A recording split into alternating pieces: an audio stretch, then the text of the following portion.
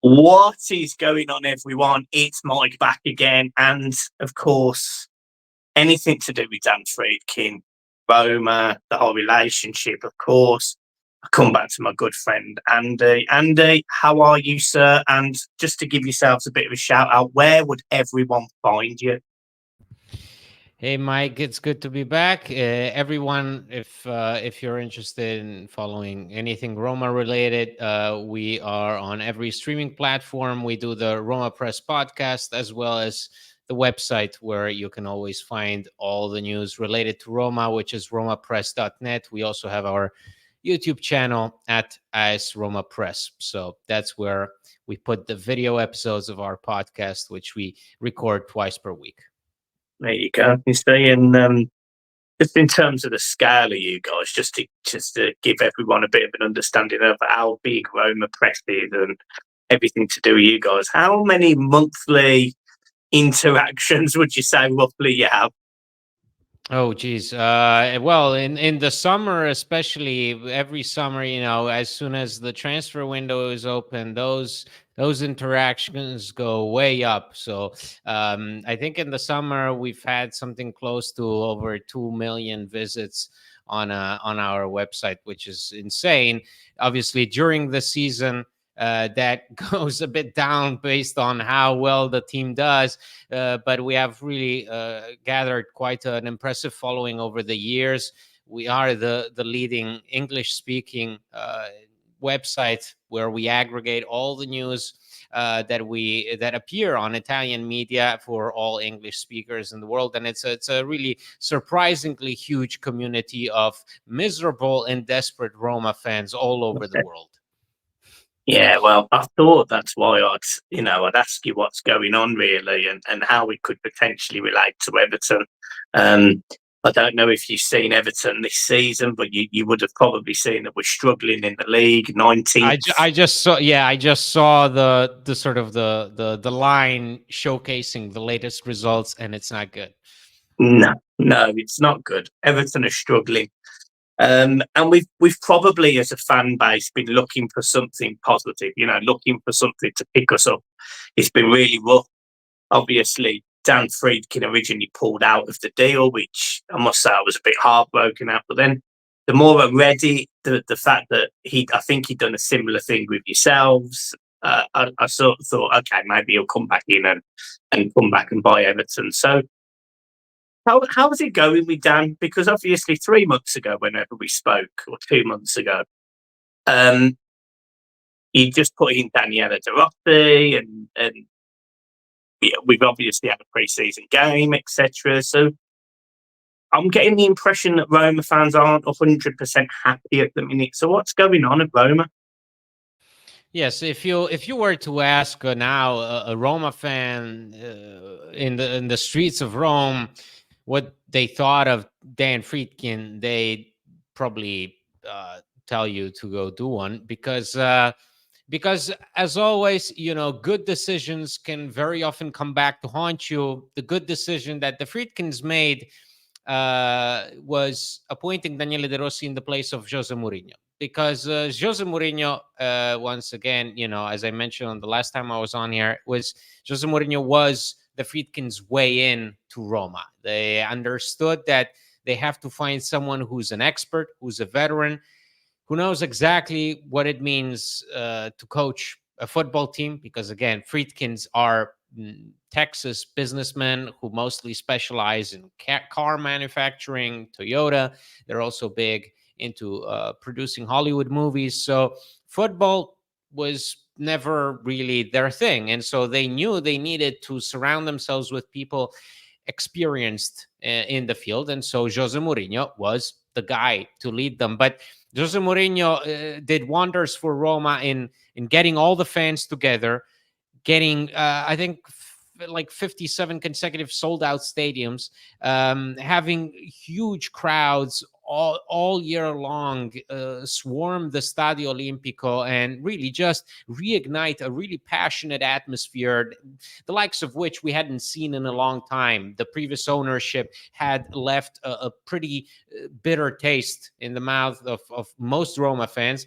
And once the drastic decision of sacking Jose Mourinho came about, the Friedkins knew immediately that they had to find someone else who makes the fans just as comfortable and appreciated as Mourinho did. And so they identified that someone in Daniele De Rossi, a legendary player for the club, a club servant for many, many years, a guy who's always had aspired to lead Roma as a coach as well as a player. And so De Rossi came in. That was the right move at the right time.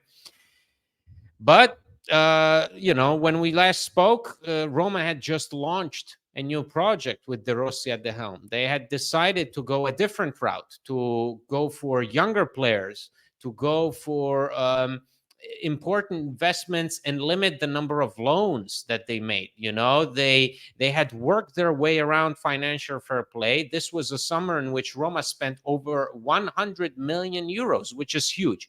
I know that in Premier League standards that's very little, but in Serie A, over 100 million euros in transfer money, it's really remarkable, especially for a club like Roma that have consistently missed out on Champions League football, which means obviously lesser earnings. So Roma and the Friedkins kick-started this whole new project with Daniele De Rossi at the helm. They appointed a new sporting director. The CEO, was basically revolutionizing the business side of the team. And so it seemed like we were off to the races, a new journey, a new adventure ahead of us. But 4 match days into the season, the Friedkins noticed that Daniele De Rossi's team was not producing the results they wanted. Officially, that's the reason, as in the team did not provide the ownership with the results they wanted, meaning Roma, 4 games in, had only 3 points to show for their efforts. And so Daniele De Rossi was sacked. And this was a pretty big deal for most Roma fans. That this was almost interpreted as a betrayal of the values.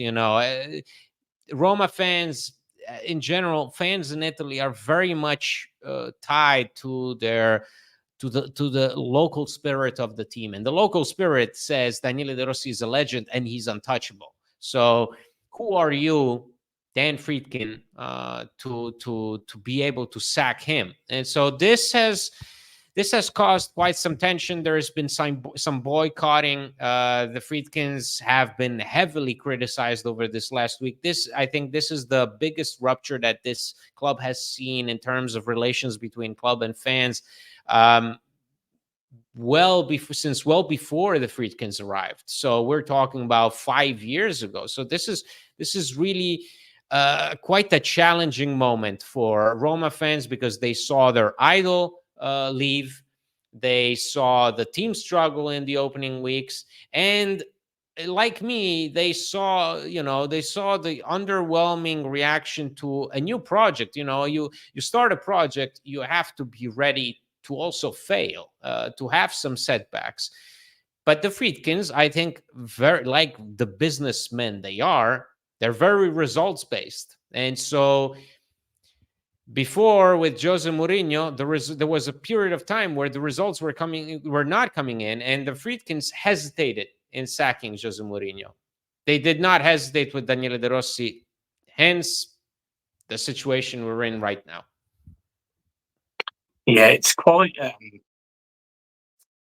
scary, really, because we even in the UK, everyone knows Daniele De Rossi. They know how big a player he was. I mean, there's not many even bigger that fall alongside him. I always remember players like Totti, for example. I suppose I could put someone like that in the same sort of ilk. Yeah.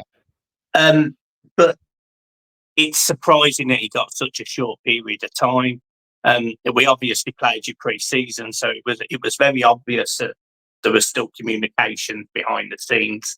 There wasn't as much movement as we sort of may expect. I was thinking that Everton, we also attracted interest from a guy called John Textor, and he fundamentally is the Lyon owner and part Crystal Palace owner, and he He, loaned Everton some players. We've just had Oriol Mangala from Lyon, for example. So I was expecting a little bit of movement between players and Everton, especially from outside, because we need players. So I was expecting that, but it surprised me how quick he's almost pulled the trigger under our feet. It surprised me how almost a lack of sentiment towards the fans. As he's clearly a very driven businessman, and on the flip side to what's happened at Roma, I think Everton fans want that. Everton fans want someone who's going to come in and almost rip the club to pieces, start again, because Everton, I'll be very honest, my football team is on the floor. We've got a manager that I don't think knows what he's doing. We've got a group of players that are underperforming, in my opinion. We've got an exciting future, but we've got a lot of debt, which is around the club. And we need someone fundamentally to come in, save us in that sense, and then restore us back to, the good days where Everton were challenging for Europe and challenging and so forth. It just concerns me the little lack of empathy that he's shown towards the fans there, and that worries me a little bit. Well, I think in my, and this is strictly my opinion. There is something behind the scenes, as in this was not only a results-based choice. Our CEO stepped down from her role yesterday. Our CEO was reportedly heavily involved in the decision to sack him. This Greek executive was, growing in power under the Friedkins. And from the sound of it, it seems like she was the one to call the shots, especially with this Daniele De Rossi situation. There was tension definitely behind the scenes. So I do not think that this was purely a results-based decision. Definitely not. I think the Friedkins, all up until a week ago, had shown all the right instincts in managing this club. Again, you have to consider. I recognize that Roma are a very provincial side. There is a reason why this team has only won 3 league titles in 97 years of its history. Okay, there is a reason for that, and the Friedkins brought a sense of international drive and determination, and hence the fact that you don't know what they're gonna do until they let you know about it. Even this decision to sack Daniele De Rossi, nobody saw it coming. It was all quiet from the media. Nobody got the memo a day before, an hour before. None of it. It was just a statement. And that was it. And that's how they handled their business. They're very, very matter of fact. And I think for Roma, that was much needed. I can still remember the speculations media were making as to who the first coach appointed by the Friedkins will be. Nobody saw Mourinho coming. There were speculations about Sarri just hours before Roma announced Jose Mourinho. So that's the way they do it. And I thought there are times when it's very much needed. Given where Roma were coming from, Roma had missed out on Champions League football. They were in a disaster zone. Their sporting director had resigned. They had underperformed in Europe. They really they were in debt. The financial fair play was crushing us. And the Friedkins came in and was like a breath of fresh air because of how level-headed they were and how determined they were. Like they knew exactly what to do. There was never any hesitation. I think in the recent weeks we saw the first glimpses of hesitation, and we saw this uncertainty. And a lot of fans, I think, are also reacting to the fact that all of a sudden they feel uncertain. I feel a bit uncertain just because I really had I had bought into this idea of a project. Clearly, the project under De Rossi did not take off the way the Friedkins wanted. I also think some things happened behind the scenes. But I would not worry too much if I was an Everton fan, because I think there are some problems that are strictly Roma related. If you want to know my honest opinion, I still think that the Friedkins are very good owners, and I still think that the Friedkins are the kind of owners that football will see more of if it wants to stay alive. Um, because the Friedkins had so far done a brilliant job of balancing business, yes, and that feeling of being in touch with the fans. Right now, if you ask any Roma fan, they'll probably say only negative things. But the truth is that up until a few weeks ago, they were doing a brilliant job of balancing the two, taking into consideration what the fans want, what the fans care about, and what the business demands of them. I think in the Premier League, they were always meant to own a Premier League club. Like, that was a no-brainer. That I could see that coming a mile away. I think in the Premier League they can thrive because, again, if you could, these are owners that never hesitated in spending money. The only reason why, if you look at what Roma spent last season, for example, and you will see that they spent really a laughable amount of money, and in the year before we spent like something like 7 million euros, and everything else was just players on loan. That was because how crippled we were by financial fair play. We literally could not spend a single cent on a player. We could only sign players on loan, either dry loans or with the option to buy at the end of the season. And that was unsustainable. The Friedkins, whenever they've had the chance, they've always splashed money. For Roma standards, what they did this summer is huge. What they did in Jose Mourinho's first year was huge. In the Premier League, I think for owners like the Friedkins, especially in a context like Everton, where it's, again, that underdog story, a new stadium, a team that has been notoriously underperforming, a team that has been in shambles, a team that has been outside of the conversation for Europe for so many years, they see the potential in that. They see the story in that. They are attracted to it. And I think if they have the possibility, they will go for it with a team like Everton, because you can, because you are in the world's greatest league, the league with the most visibility, with the most prestige, the league that offers the most opportunities for people like the Friedkins. In terms of Everton then going forward, in terms of not necessarily the path to success, but the building blocks from where we are now. If you was obviously, based on your knowledge of what they've done at Roma, say Dan Friedkin and the family, and I think he's going to appoint. I think his son's going to end up on the Everton board or act as CEO. What do you think Everton's journey could be like? You know, like a 3-year. Where do you think Everton could be in 3 years, based on what you feel they might do with the Premier League team? Oh, I think definitely. Well, challenge for Europe is the key to everything. In this day and age, if you're not in a UEFA competition, you're not going to survive. You need to be on the European stage, whether that's in the Conference League, in Europa League, Champions League, doesn't matter. That's the first step. I would say that would be the objective for the first year: qualify for Europe.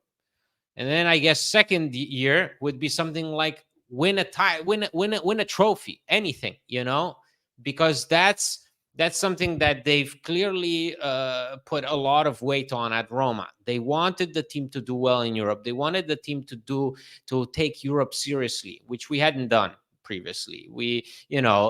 If we got lucky, sure. If we sneak through a round or two, fantastic. But it never felt like we could do something. When the Friedkins took over, the fact that Jose Mourinho was there with his experience, that also helped. But it felt like finally we had taken that step, and Europe has always been taken seriously. Think about it. First year, we win Conference League.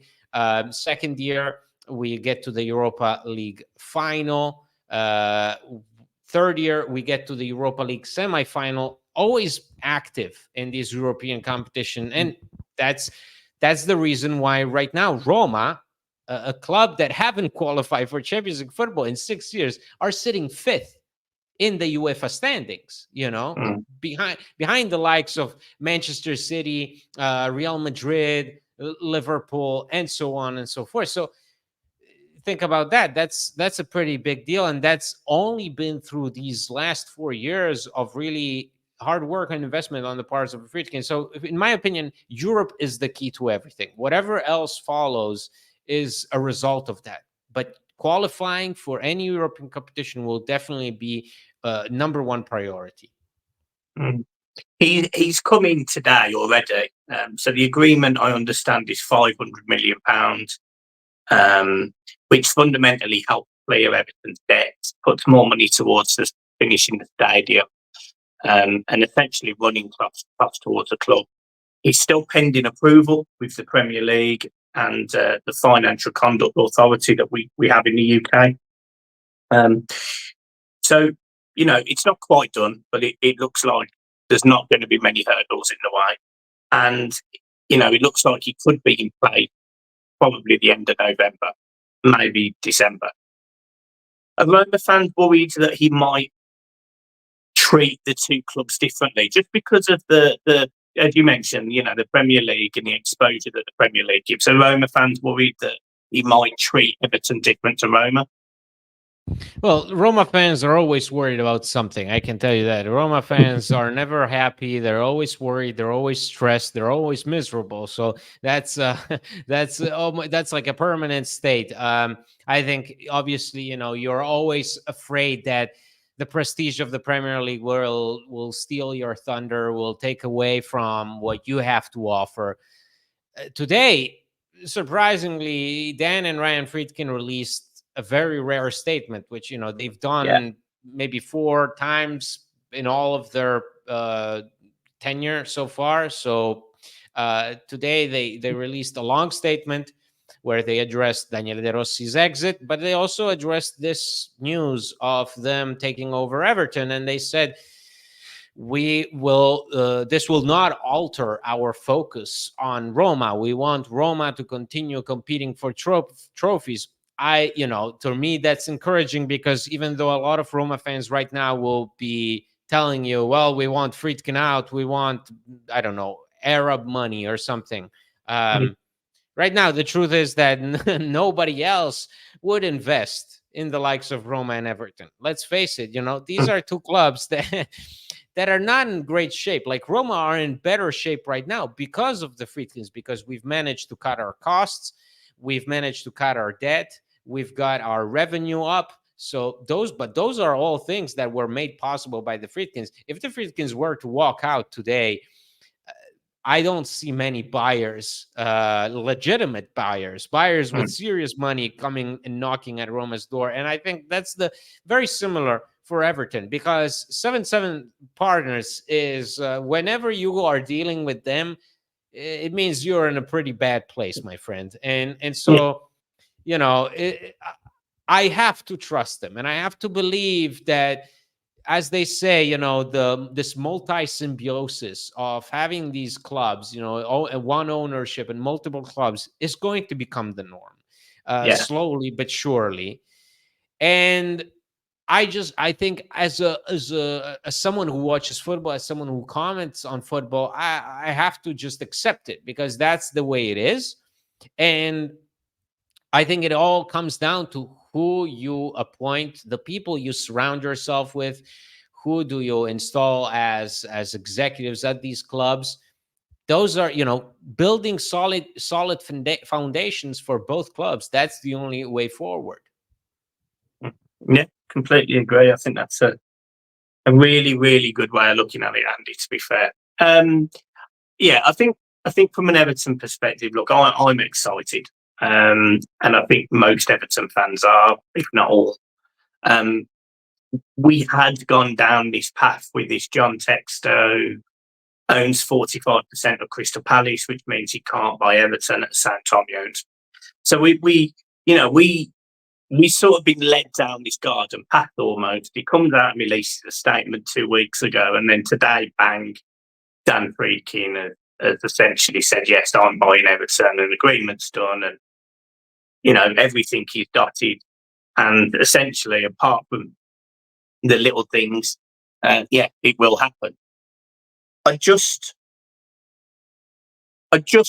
to find it quite interesting the first 6 months, because as I mentioned, the manager, I can't imagine Friedkin sticking with him based on his record. He's won 5 games in, I think it's 29. So I don't think he's going to be the Everton manager for much longer. I don't know how he'll do it, but it wouldn't surprise me if he says to Mashiri, pay him off and I'll pay you off, something like that. I don't know how it works. We've got a director of football that's also out of contract. We're going into a new stadium. He's arranged all these repayments of these loans that we've already got. And he's already done all of that, and including already putting in £200 million into the club when he essentially offered to give us a loan to pay off one of our creditors. So he is already ingrained in Everton in some weird way, and it's only now that we're going to start seeing it. I just think the next 6 months are going to be really interesting because Everton are on a knife edge in terms of, the style of football, the results that we are not getting. It's going to be interesting to see how quickly he now acts based on the fact that fundamentally, apart from a few signatures, Everton is his. It really would not surprise me from an Everton fan perspective if he agrees with Farhad Mashiri that Sean Dyche, our manager, is sat in between the next international break if we do not get results against Crystal Palace and Newcastle. And I think that will be the first time that we will be able to see a Dan Friedkin influencing Goodison Park. I think it's very, very exciting, what we want. And if he spends anywhere near the sort of money that it's been rumoured that he might spend at Everton, then it's going to be an exciting January and summer transfer window, that's for sure as well. I think the Friedkins are very committed people, and so you have to expect that. Again, they come from a background that has nothing to do with football, so they want to immerse themselves into that world, and they do so by revolutionizing, by bringing in people that in their mind are competent, that they have the necessary qualifications to sort of make up for their own lack of knowledge about it. So I would imagine a complete makeover of whatever Everton is right now.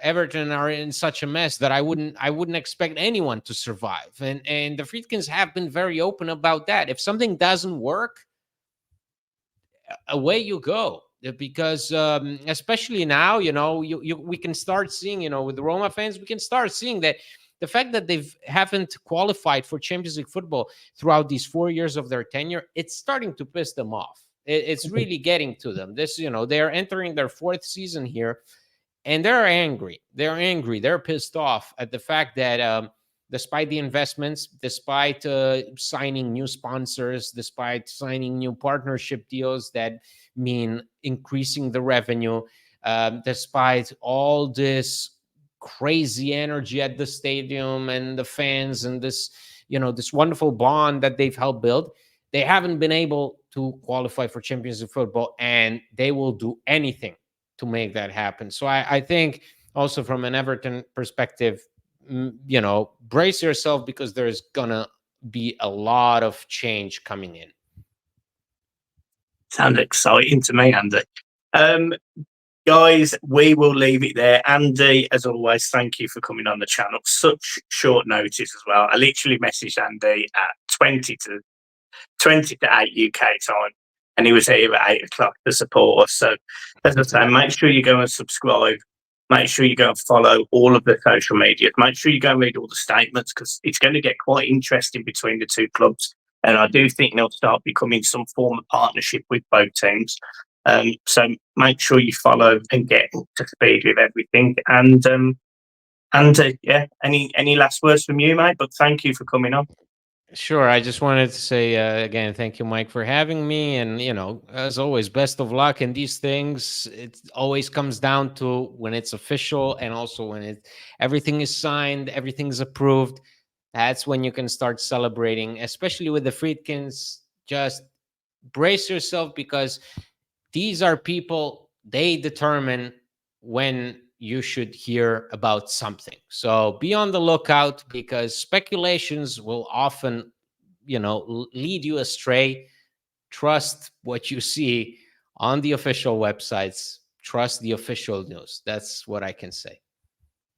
Brilliant. Guys, thank you ever so much. And as I say, hit and like the subscribe button for all of us, including me and Andy's guys over there. Make sure you go and subscribe, and we will see you soon. Peace.